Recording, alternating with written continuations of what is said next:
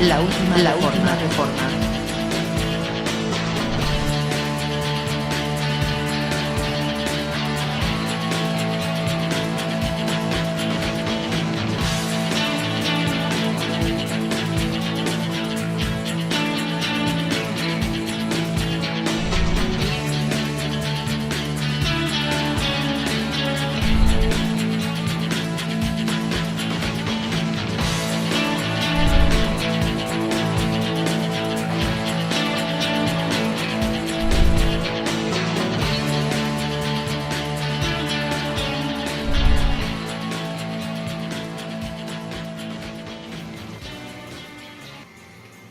Buenas noches, estimada teleaudiencia. Le damos la bienvenida una vez más a nuestro programa La Última Reforma. Les invitamos a que nos siga en las redes sociales, en Facebook, en Twitter y en WhatsApp. Estamos avanzando con respecto del Evangelio del apóstol Pablo, estas cartas de nuestro apóstol, en el cual nos trae luz, iluminación y conocimiento a nuestras vidas para que podamos entender de una mejor manera lo que nos quiere revelar nuestro Dios. Nos acompañan como siempre nuestro hermano Rodolfo Caldera Mejía, Saúl Emilio Chávez, Rodney Centeno Fuentes y su servidor Salomón Arias Campos. El tema de esta noche, las dos perspectivas paulinas acerca de la salvación. Enseguida regresamos.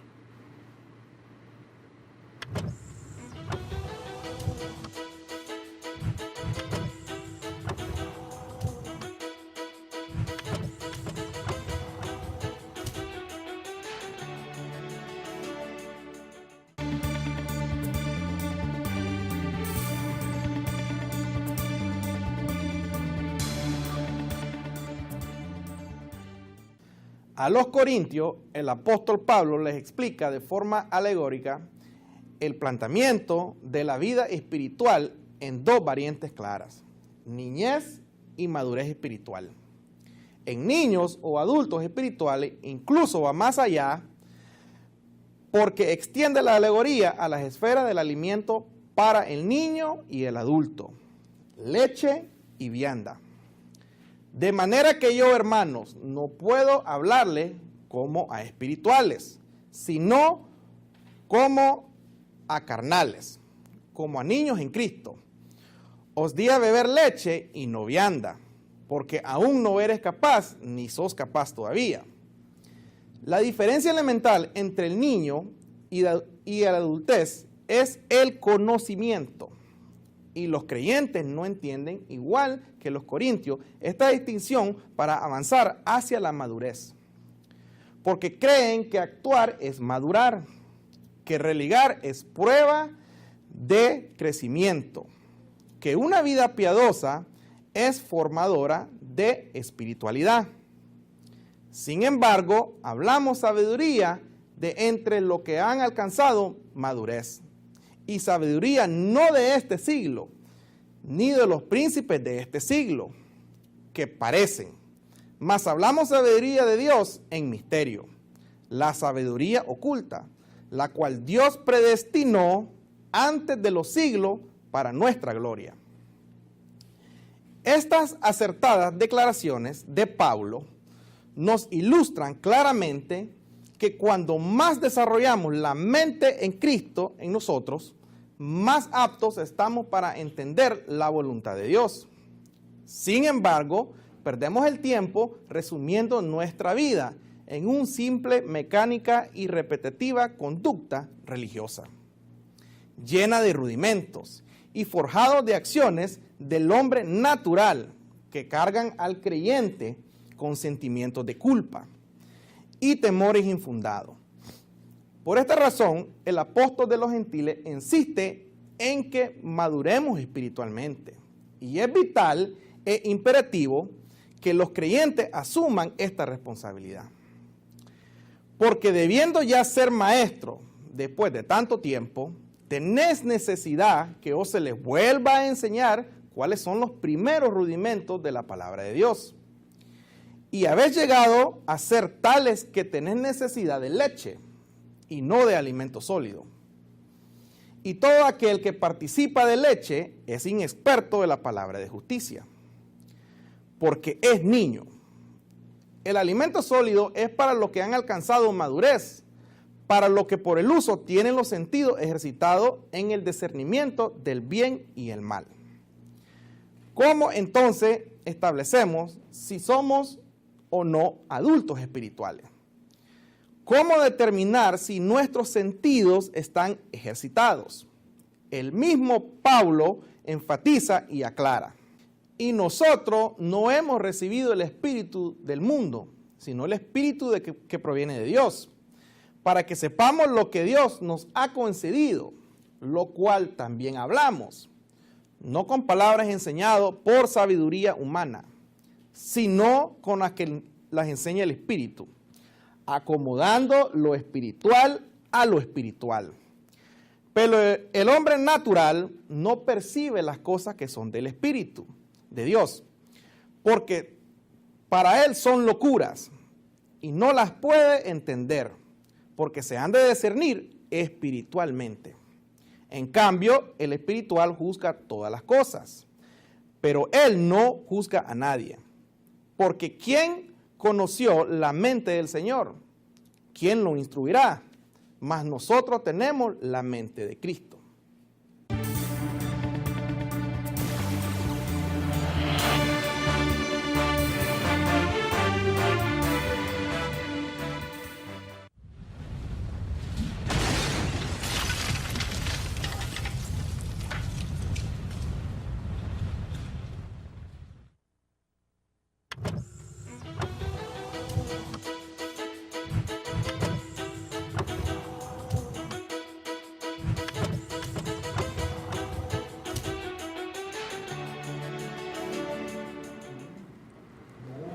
Bien, continuamos en tu programa de los miércoles, esta casi cita obligada que tenemos todas las semanas, y siempre externamos de una forma considerada el agradecimiento de que ustedes estén en sintonía de nuestro programa, de que podamos compartir juntos esas verdades que fueron plasmadas por el apóstol Pablo y que requieren diligencia para poder sacar una sana reflexión de lo que él plantea y hacer un escrutinio de lo que la iglesia hoy en día ha venido realizando, bueno, o que ha realizado por miles de años. Es una especie de replanteamiento. Pablo habla, no paramos de insistir en esto, a los romanos en el capítulo 12, en el verso 1, de que hay que transformar nuestro entendimiento, hay que cambiar la manera de pensar. Generalmente cuando hay programas de corte religioso, de tipo teológico o de trasfondo bíblico, muchas personas esperan a un líder espiritual, digamos sesgado desde el punto de vista religioso, sesgado desde el punto de vista práctico de cómo hemos venido entendiendo el hacer de Dios en el tiempo. Y obviamente nos escuchan a nosotros, nos miran, de quien les habla Rodolfo Caldera y Saúl Emilio Chávez, y muchos nos escriben precisamente haciendo énfasis en ese contraste que hay, porque parece que esperan la sotana, esperan el reverendo, esperan el clerical, esperan un gorrito o cosas que generalmente la gente los asocia a lo que parece ser divino o espiritual. Sin embargo, nosotros no estamos aquí para definir tu manera de vida. No, estamos aquí simplemente para generar una reflexión que cambie tu manera de pensar. Así que nos da mucho gusto pues que estén hasta ahora con nosotros. La semana pasada iniciamos una serie de temas relacionados con la salvación y queremos seguir o darle continuidad a esos comentarios que iniciamos, porque decíamos el miércoles pasado que Pablo da un énfasis muy particular al tema de la salvación. Incluso, no podemos entender la salvación desde el cristianismo actual sin Pablo. No podemos hacerlo sin sus cartas. No podemos hacerlo sin sus concepciones. No podemos hacerlo sin los aportes y las explicaciones que él hace en torno a esta temática que genera mucho debate. Muchísimo debate, y de eso nosotros estamos conscientes. Sin embargo, no se le da el mérito que corresponde al apóstol Pablo. Él nos da todas las herramientas para que entendamos el tema de la salvación, pero lo excluimos de una manera indirecta, porque le damos una relevancia connotada, por ejemplo, a la experiencia vivida terrenalmente a Jesús de Nazaret, que el apóstol Pablo la hace a un lado para plantearse una nueva realidad que es Cristo en nosotros. Eso por un lado. Y por otro lado se hace una mezcla, una especie de sincretismo entre lo que planteó Juan, entre lo que planteó Jacobo, lo que planteó Pedro y lo que plantea también el apóstol Pablo. Se hace una especie de síntesis dentro de estos marcos conceptuales que son totalmente distintos, tal como lo hemos visto incluso en otros programas también, y se pasa por alto la realidad de que Pablo es el que realmente imprime realismo al tema de la salvación. Él utiliza la palabra en griego soteria que en los cristianos del primer siglo, incluso en los judaizantes del primer siglo, miraban la palabra soteria en griego de una manera muy, de manera soslayada, porque Pablo utiliza los términos del helenismo, de la cultura de aquel momento, o sea, para hacernos ver realidades más objetivas desde el punto de vista espiritual. Soteria era una diosa menor de la mitología griega y es la que tenía que ver con el goce y el disfrute de haber sido guardado, porque la salvación, la palabra soteria, puede traducirse como liberación, pero también puede traducirse como preservar, porque es que hay que entender eso. Yo recuerdo, por ejemplo, cuando estábamos pequeños y empezábamos a salir al colegio o al instituto, las mamás siempre usan una muletilla para hacernos ver la importancia del hogar. Y dicen, nunca vas a estar más seguro que en tu casa. Entonces, no es que él tenga un riesgo inminente. No tiene riesgo del todo si él permanece en un lugar o permanece en un estado. Decíamos la semana pasada que Pablo dice que la salvación es por gracia y es de parte de Dios, es un don de Dios. Esto Pablo lo explica en el capítulo 2 de Efesios. Lo estuvimos viendo de una manera amplia la semana pasada. Pero el punto es que esa salvación está ligada con lo que Pablo dice más adelante, siempre escribiéndole a los Efesios, cuando dice que Él nos hizo sentar juntamente con Él en lugares celestiales. O por ejemplo, cuando se los explica de una manera más gráfica a los romanos, en el capítulo 8, cuando dice que yo estoy seguro, dice Pablo, plenamente convencido de que ni la vida, ni la muerte, ni ángeles, ni principados, ni lo presente, ni lo porvenir, ni ángeles, ni principados, dice, ni ninguna cosa creada me podrá separar del amor de Dios que es en Cristo Jesús.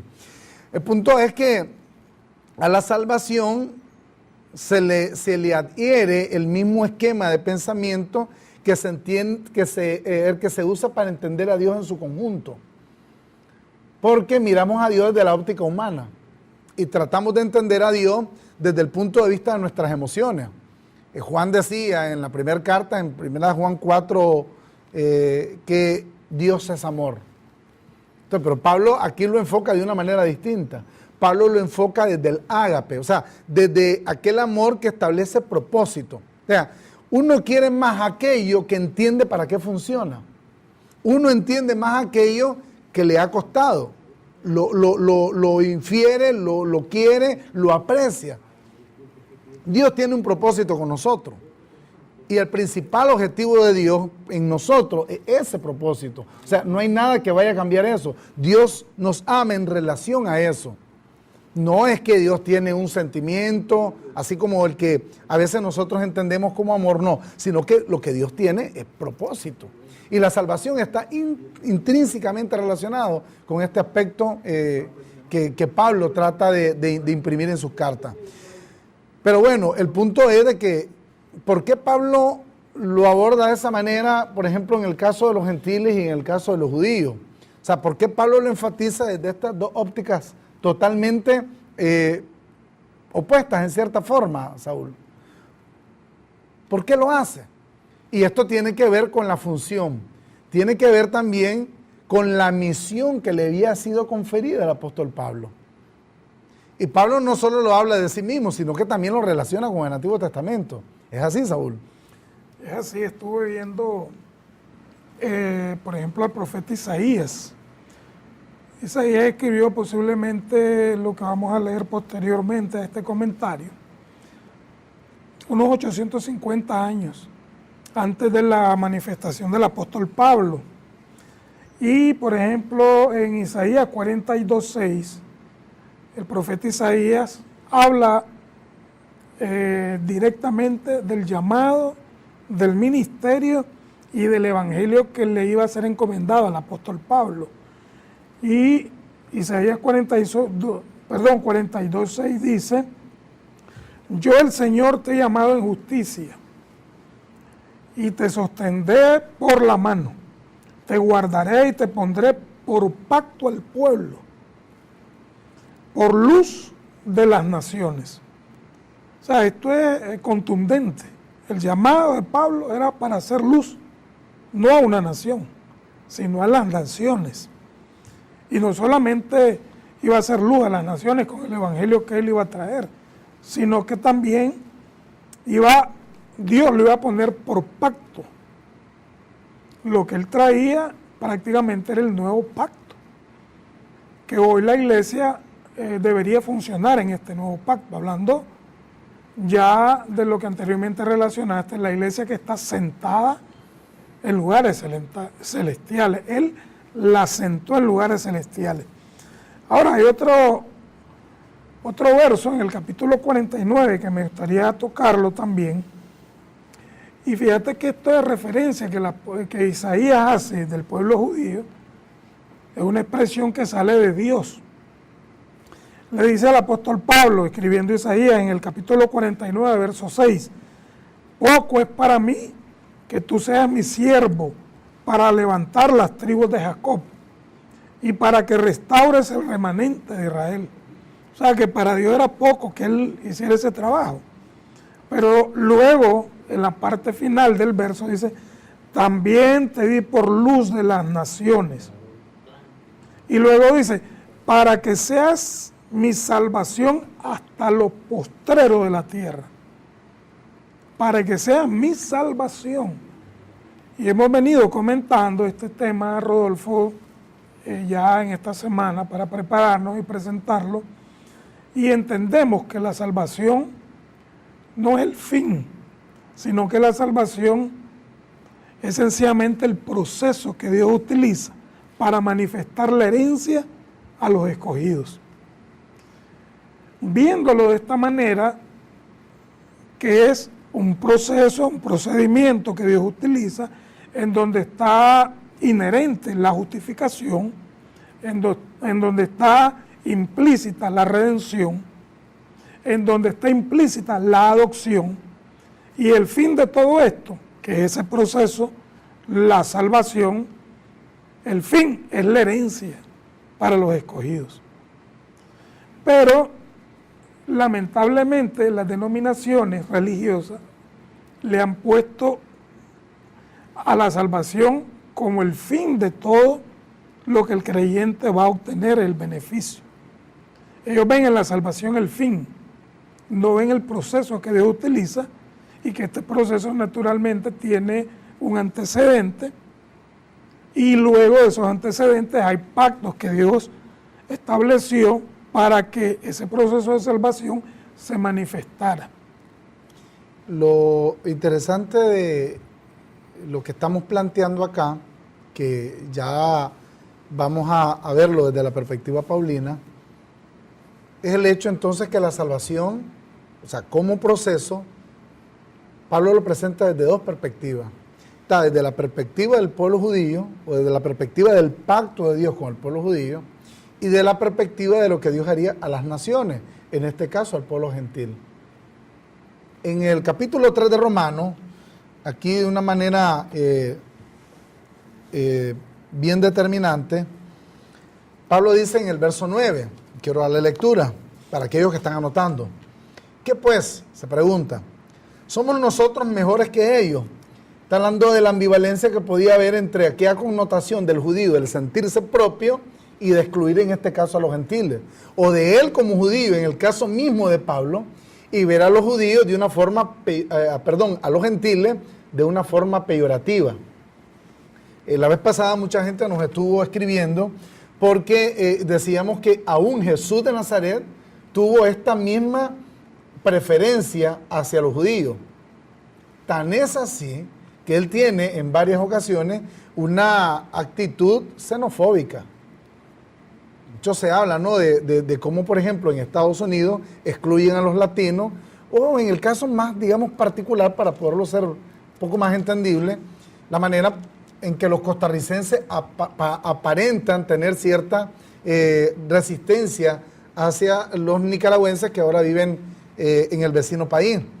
Una xenofobia, o sea, el hecho de no aceptar otra raza, de no aceptar a otra persona, una discriminación absoluta. Y lo más llamativo del caso, Saúl, es que ponen a Dios como la excusa. O sea, el judío principalmente, o sea, se siente superior a los demás, pero pone a Dios como la excusa de esa supremacía, de esa disque superioridad. Entonces Pablo se está planteando esta dicotomía desde el punto de vista de cómo los judíos habían entendido a los gentiles, pero bueno, no terminé de decir de que Jesús, por ejemplo, a la mujer sirofenicia, le dice que el pan, la discriminó porque dice que el pan no puede ser dado a los perros. Y eso está bien documentado en el libro de Mateo. ¿Somos nosotros mejores que ellos?, se pregunta Pablo. En ninguna manera. Pues ya hemos acusado, y aquí es donde viene, digamos, el hincapié que hace Pablo en relación a cómo se mira el plan de salvación. Dice, pues ya hemos acusado a judíos y a gentiles que todos están bajo pecado. Y añade una premisa para que se entienda bien. Como está escrito, dice, no hay justo ni aún uno. No hay quien entienda, dice Pablo. No hay quien busque a Dios. Haciendo referencia a lo que el salmista relataba en relación a cómo el hombre, por causa del pecado de Adán, se había separado y se había alejado de Dios. Pues entonces Pablo dice, pero aquí hay que entender que desde el punto de vista de Dios, y ya lo vamos a ver más adelante, en el pecado de Adán, tanto judíos como gentiles, estábamos en la misma posición. Con la diferencia que a Israel se le mete un pacto oneroso.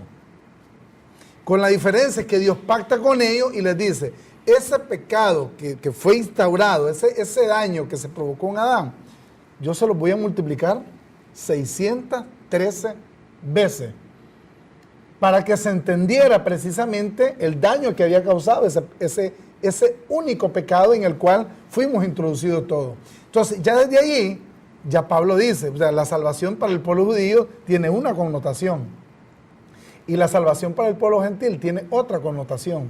Ustedes recordarán la pregunta que nos hacíamos en el programa anterior, la semana pasada, en relación al pueblo gentil. Entonces, ¿de qué nos salvó? ¿Cuál era el objetivo real o dónde estuvimos nosotros metidos en el sacrificio de Cristo? Porque obviamente la expiación, recuerda que Pablo lo escribe en hebreo, dice que sin derramamiento de sangre no hay remisión de pecado. Pero la remisión del pecado se hizo a través del mecanismo que Dios estableció en la ley de Moisés. Y eso es lo interesante para entender todo el proceso de la salvación. No la salvación como un fin en sí mismo, sino la salvación como un proceso. Y eso el apóstol Pablo lo explica claramente en el capítulo 5 de Romanos. Decíamos la semana pasada también, disculpe que insista tanto sobre lo que hablamos, pero es que queremos hacerlo de una forma reiterada, que alguien pueda explicar la salvación sin la carta de Pablo a los romanos. No hay forma. Incluso, ni siquiera sin contar con lo que Pablo menciona en Gálatas, o lo que él explica de la metodología que Dios usó en el pueblo hebreo, en la carta a los hebreos. O por ejemplo, lo que le explica a los colosenses, a los efesios. Aún con todo eso, que Pablo lo explica de una manera también muy plena, sin romano no tendría ningún tipo de sentido. Incluso, adherido al tema de la salvación, hay muchos otros temas que a la salvación misma no la ponen claramente, si estos términos no son uno con ellos, como por ejemplo el tema de la justificación, el tema de la santificación, el tema de la elección, el tema de la predestinación, Saúl, que Pablo le explica también en la carta a los romanos. Pues resulta ser que en el capítulo 5 de Romanos, en el verso 12, se pregunta Pablo, o mejor dicho, declara Pablo. Por tanto, dice, como el pecado entró en el mundo por un hombre y por el pecado la muerte, así la muerte pasó a todos los hombres por cuanto todos pecaron. Y cuando dice todos los hombres, él está haciendo referencia a lo que previamente él enfatiza en el capítulo 3, versos 9 y 10. No hay quien busque a Dios, no hay ni uno solo. Aquí es donde está el gran debate entre arminianos y calvinistas. Porque dicen, bueno, el hombre está en una total depravación, el hombre no puede buscar a Dios. Entonces dicen los arminianistas, bueno, ok, los arminianos, perdón, ok, pero entonces hay una voluntad expresa de Dios de querer salvar. El punto es que el hombre por su propia voluntad no puede buscar a Dios. Y esto es determinante, ¿por qué? Porque aquí es donde se entiende plenamente lo que decíamos también la semana pasada, lo que Pablo explica a los Efesios en el capítulo 2, que la salvación es un don de Dios. O sea, como el hombre no puede buscar a Dios, porque está lleno de deseos engañosos, porque el pecado fue condenado en nuestro cuerpo mortal, tal como lo explica también Pablo, entonces es fácil determinar que el hombre por su propia cuenta no puede. Entonces Dios tiene que tomar una acción, y así efectivamente lo hizo. Pero el sacrificio de Cristo tuvo un efecto para el pueblo judío y para el pueblo gentil tuvo otro. Al final, lo que en este caso pareció Dios quitarle lo propio al pueblo de Israel, haciendo a un lado la ley, terminó siendo el sacrificio de Cristo también su propia perdición. No obstante, no sucede como a nosotros los gentiles o a nosotros como la iglesia.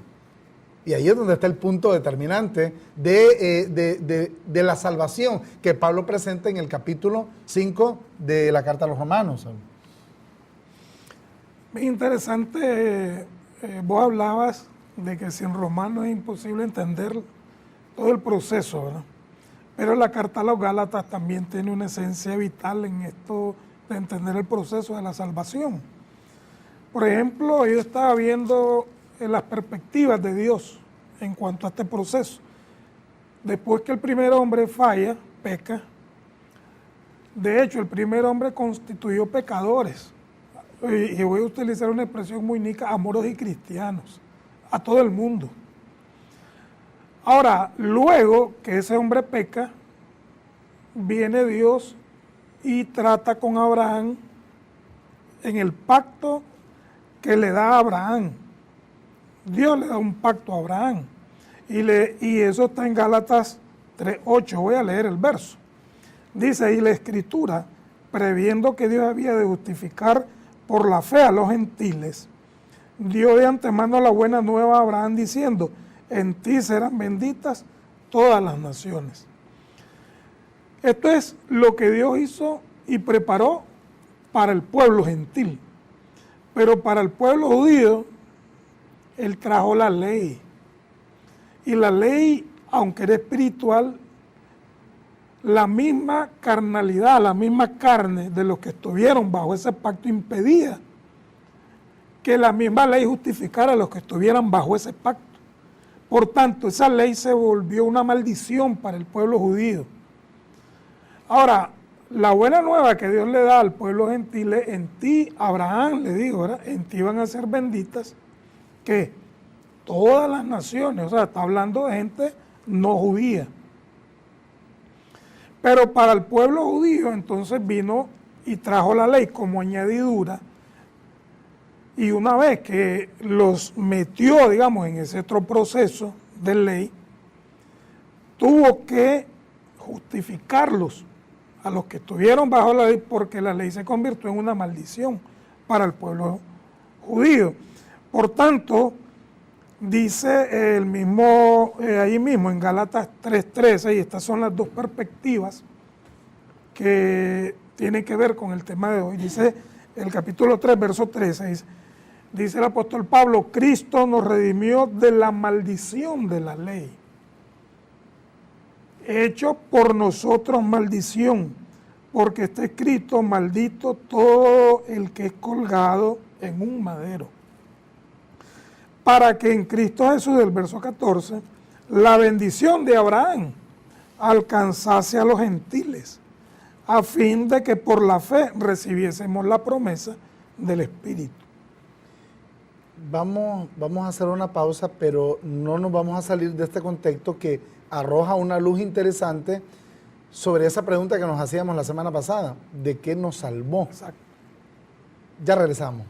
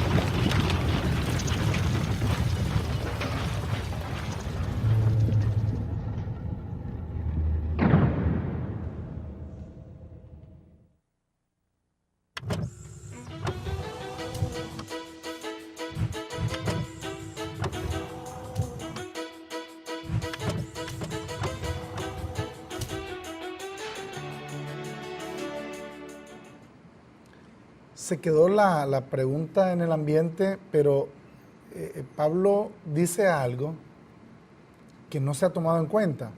Dice Pablo que los gentiles, se había previsto que los gentiles fueran justificados por la fe. Entonces, el sacrificio de Cristo, la connotación para los gentiles tenía una totalmente distinta a la que tenía para el pueblo judío. Y me gustaría que leyeran nuevamente ese texto para que se entienda a la audiencia la reflexión que queremos hacer notar, pues, en este caso. Vuelvo al verso, en el capítulo 3, a los Gálatas, en el verso 8 dice, y la Escritura, previendo que Dios había de justificar por la fe a los gentiles, dio de antemano por la buena nueva a Abraham diciendo, en ti serán benditas todas las naciones. Ahora, la otra connotación o la otra perspectiva que Pablo trae a luz es el verso 13. Y esto es para los que estaban bajo la ley. Dice, Cristo nos redimió de la maldición de la ley, hecho por nosotros maldición, porque está escrito, maldito todo el que es colgado en un madero, para que en Cristo Jesús la bendición de Abraham alcanzase a los gentiles, a fin de que por la fe recibiésemos la promesa del Espíritu. Entonces es bien importante entender estas dos perspectivas. Por ejemplo, las opiniones de la salvación en los distintos grupos religiosos es diversa. Y es allí donde debemos de llegar a la unidad de la fe, a la unidad de un concepto claro para poder explicar este proceso de la salvación, naturalmente, Rodolfo. que esa diversidad de opiniones ha llevado prácticamente a una confusión total, digamos, a la iglesia. Por ejemplo, las personas no entienden que es por fe y para fe. Y esto ya Dios lo tenía previsto, lo tenía anticipado y se lo dio a Abraham. Ahora, por ejemplo, el término calvinista, me llama mucho la atención eso. Por ejemplo, Calvino era ferviente defensor de la fe. Uno de los aspectos de Calvino fue que no era por obras, pero Calvino tenía algo y lo traía mucho a colación y era el arrepentimiento del hombre. Y el arrepentimiento del hombre cae prácticamente en lo que es los rudimentos de la doctrina de Cristo. Que hoy en día usted ve, por ejemplo, estas congregaciones llamando al arrepentimiento a las personas para que, según ellos, Dios pueda inscribirlos en un libro, que supuestamente es el libro de la vida, y alcanzar ese fin, la salvación, porque ellos ven la salvación como el fin, no como el proceso. Entonces, Calvino tenía esa perspectiva, dice, si el hombre no se arrepiente, aunque entendía prácticamente también la predestinación, pues. Y Arminio era todo lo contrario, prácticamente, al postulado calvinista. Por eso hacíamos el comentario que, en particular, desde el punto de vista de cómo hemos entendido a Pablo, esa pregunta, esa muletilla constante en las congregaciones hoy en día, de preguntarse si la salvación se pierde o no, o sea, carece de sentido si entiendes al perito arquitecto. Porque Pablo lo que dice aquí en el capítulo 3, del verso 6 en adelante, específicamente en el versículo 8, Pablo dice, Dios determinó por la soberana voluntad de Dios de que Él iba a justificar por la fe a los gentiles. Y cuando hablamos de gentiles, hablamos de la iglesia. Yo quiero hacer un poco más extensiva esta reflexión en capítulo 5, vamos a retornar, capítulo 5 de Romanos, leíamos el verso 12, dice el verso 14 en adelante, dice, no obstante, dice Pablo, reinó la muerte desde Adán hasta Moisés. Y muchos creen que cuando dice Moisés es hasta el momento en que Moisés aparece. No, es en el momento en que se instaura la ley. O sea, Moisés es el representativo de la ley. Por eso aún Jesús de Nazaret habló de ella como la ley de Moisés. Y cuando dice hasta Moisés, hablamos hasta la vida de Jesús de Nazaret en la tierra. Porque el apóstol Pablo en Gálatas capítulo 4, verso 4 y en Romanos capítulo 15, verso 8, dice de una manera tajante, Jesús de Nazaret fue siervo de la circuncisión. Él vino a cumplir la ley.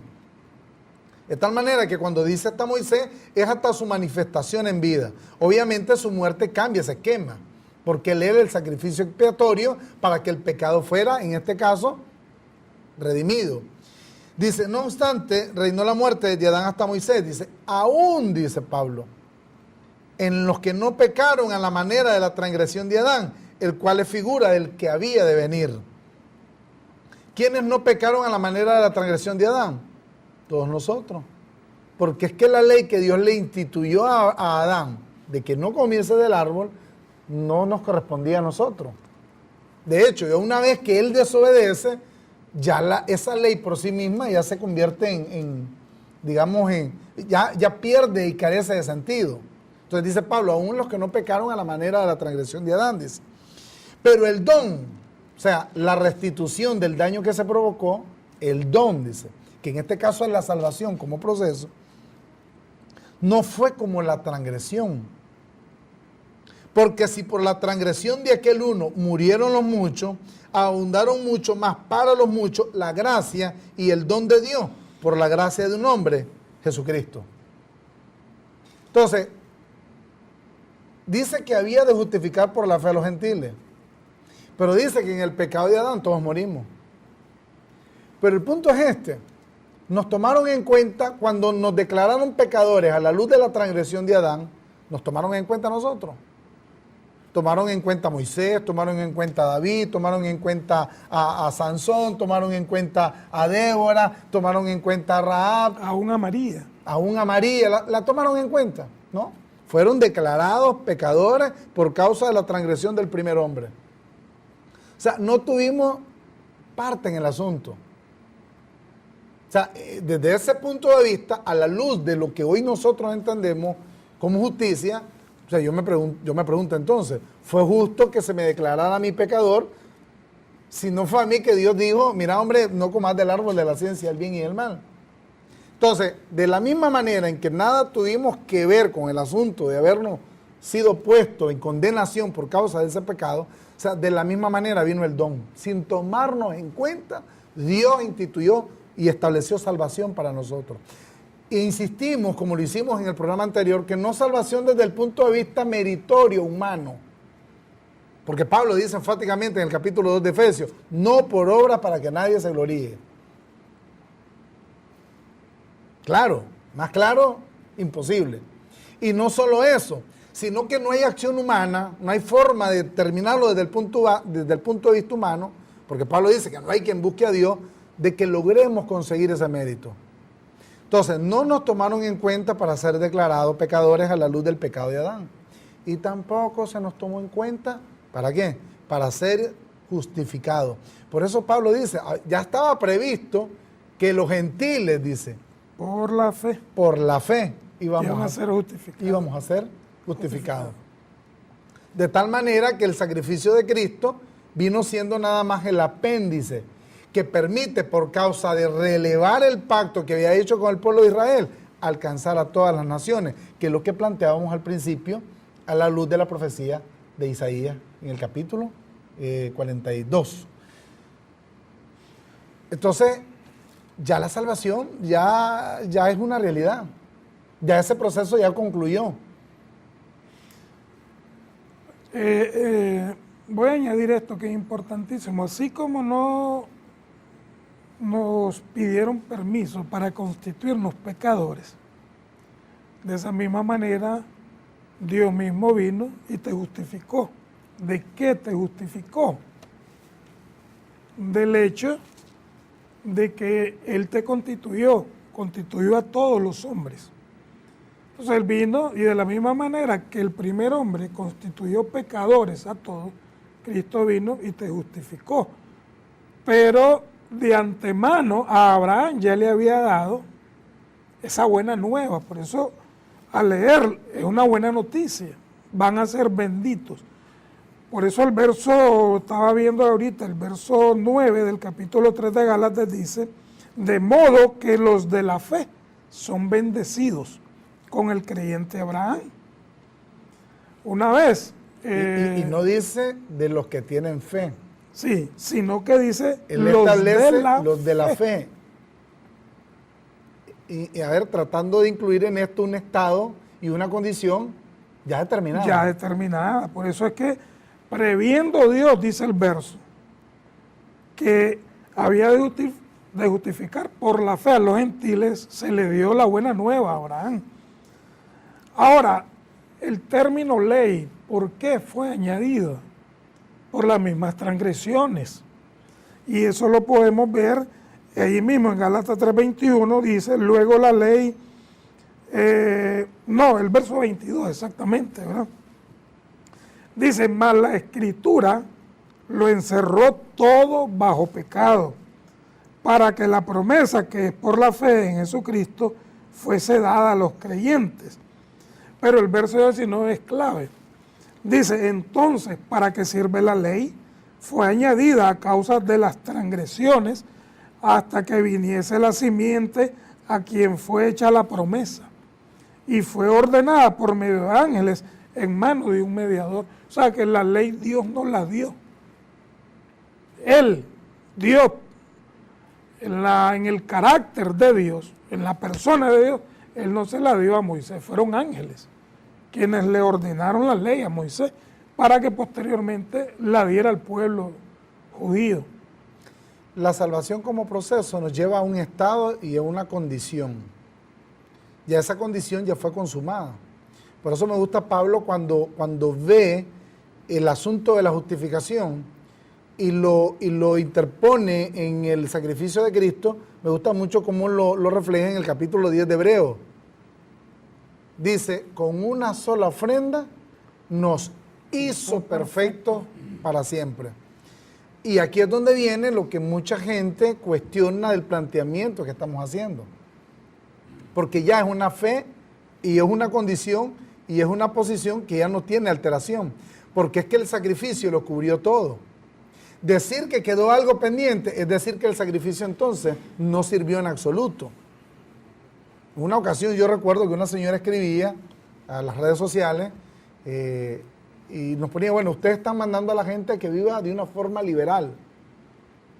No, nosotros no estamos mandando a eso. Nosotros estamos mandando a que el efecto de ese sacrificio, por causa de que había sido prometido para nosotros la justificación, se entienda plenamente como creyentes que somos. Pero entonces me decía la persona que nos escribía, una señora, pero usted, ¿qué quiere decir que para ustedes, si alguien va a una fiesta, no hay problema? Dice. Si alguien entra a una cantina, dice, no hay problema. Porque es que el punto es que seguimos viendo desde la perspectiva de la ley, de una forma racional, el sacrificio de Cristo. Entonces yo te pregunto, y lo voy a decir con mucho respeto, pero también con mucha autoridad. ¿Crees que un desliz en la carne te va a quitar el mérito que ya Dios alcanzó por ti? Pregunto, porque Pablo está antes, en el capítulo 8 de Romanos, y dice, por lo cual yo estoy seguro que ni la vida ni la muerte. O sea, no hay forma que en vida salgas de eso, y no hay forma que la muerte te saque de eso. Ni principados, ni potestades, ni lo presente, ni lo porvenir, ni ninguna cosa creada te podrá separar del amor de Dios.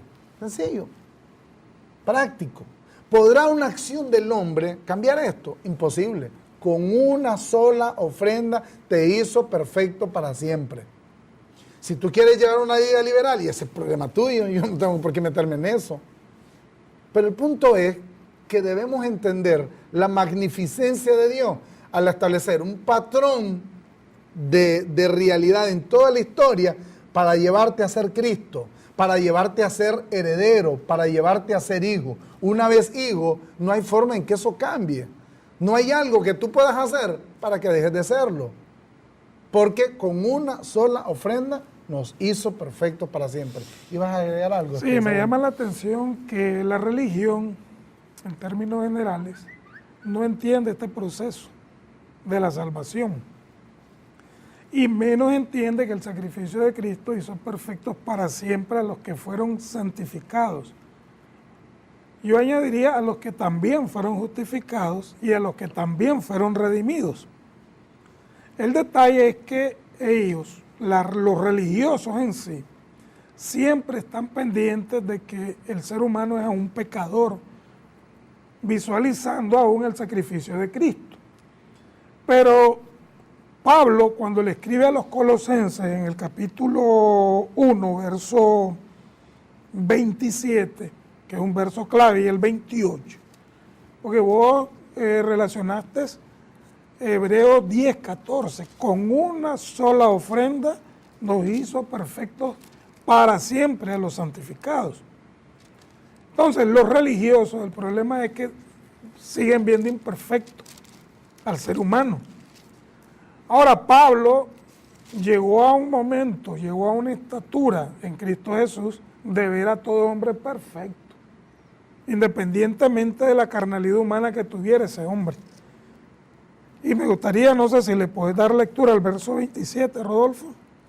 Sí, a quienes Dios quiso dar a conocer las riquezas de la gloria de este misterio, dice Pablo, entre los gentiles, que es Cristo en vosotros, la esperanza de gloria, a quien anunciamos, amonestando a todo hombre y enseñando a todo hombre en toda sabiduría, no en la ley, en toda sabiduría, a fin de presentar perfecto en Cristo Jesús a todo hombre. O sea, el presentar a una persona, ¿no?, perfecta es ver prácticamente y tener en cuenta, primero, la predestinación, el llamado, la justificación, la redención, la glorificación que Cristo hizo en la cruz del Calvario. Ver a una persona prácticamente como un pecador es pisotear lo que Cristo hizo, pisotear la sangre derramada en la cruz del Calvario. Y eso hoy en día todo el sistema religioso, todo el mundo religioso, líderes y no líderes, lo hacen. ¿Por qué? Porque no han entendido lo que el apóstol Pablo escribió. Por ejemplo, viendo Hechos, en el capítulo 13, en el verso 47, Pablo está relatando lo que Isaías profetizó de él. Y Pablo dice de la siguiente manera, aunque Lucas es quien escribe Hechos, ¿no? Pero dice, porque así nos ha mandado el Señor, diciendo, te he puesto para luz de los gentiles, a fin de que seas para salvación hasta lo último de la tierra. Luego dice el verso 48, los gentiles, oyendo esto, se regocijaban y glorificaban la palabra del Señor, y atiende bien esto, y creyeron todos los que estaban ordenados para vida eterna. O sea que Pablo no andaba perdiendo el tiempo llamando a arrepentimiento.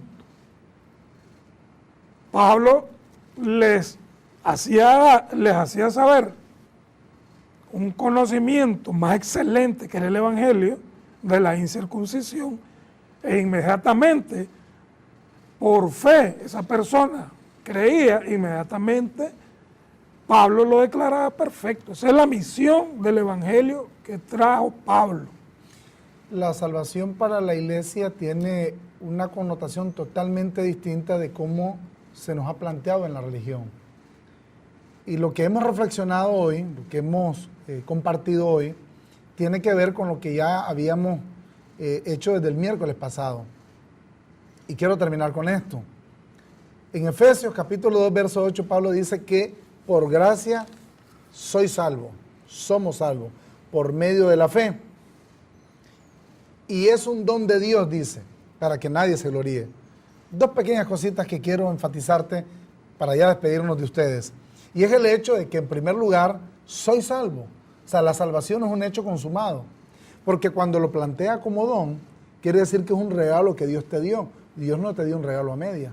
Dios no te dio la cuarta parte del regalo. Dios no te dio la envoltura, o la flor, o el listón que lo adorna. No te dio tampoco la caja en la que viene. Te dio el regalo completo. Y hay que disfrutar de ese regalo. Yo no sé qué estilo de vida llevas, yo no sé qué tipo de persona te considere, pero Pablo dice aquí que fuimos salvos y que es un don de Dios. Vivamos, regocijémonos en ese don que nos fue dado. Y las circunstancias de la vida, no hay forma que te puedan apartar del amor de Dios. El próximo miércoles seguimos con este tema de la salvación. Vamos a seguir ahondando y profundizando en la perspectiva de Pablo. Vamos a ver cómo realmente ve Pablo a la iglesia, si la iglesia está en algún riesgo en particular, si hay algo que está acechando a la iglesia que pueda poner en entredicho ese don de Dios que ya nos fue dado. Nos dio mucho gusto una vez más de haber estado con ustedes y esperamos puedan sintonizarnos el próximo miércoles, siempre a las 8 de la noche. No olviden tampoco buscarnos en las redes sociales y compartir las inquietudes que ustedes tengan en relación a los temas abordados. Hasta el próximo miércoles.